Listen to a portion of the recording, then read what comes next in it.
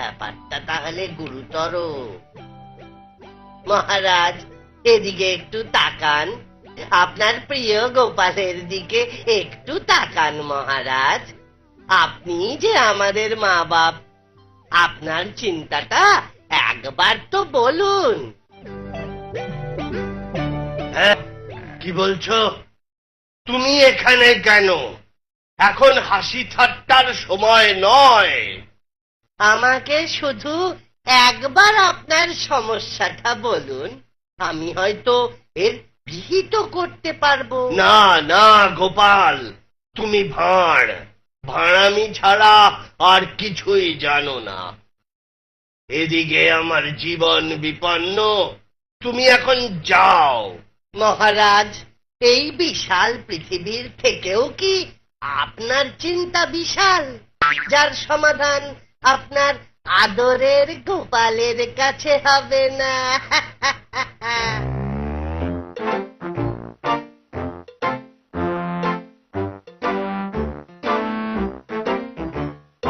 মহারাজ, ক্ষমা করবেন মহারাজ, আপনার স্নেহের গোপালের কিছু ভুল হয়ে গেছে, মাফ করুন।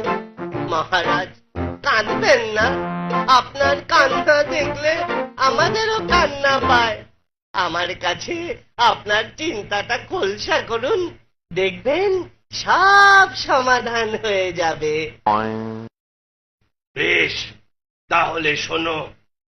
মন্ত্রী, গোপালকে মুর্শিদাবাদের নবাবের ফরমান পড়ে শোনাও, দেখি যদিও কোনো সমাধান করতে পারে।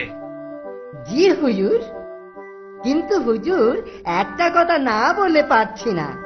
গোপাল ভাঁড় চিরকাল ভাঁড়ামি করে এসেছে, এখনো যে ভাঁড়ামি করছে না তাই বা কি করে ভাবলেন?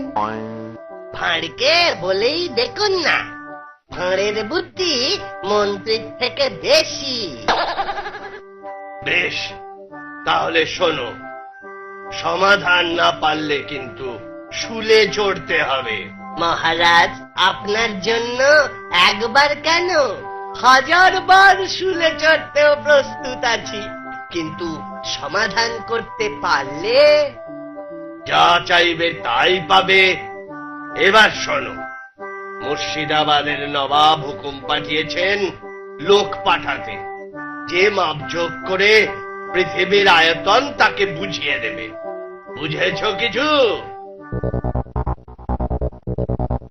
ওহ, এই সামান্য ব্যাপার,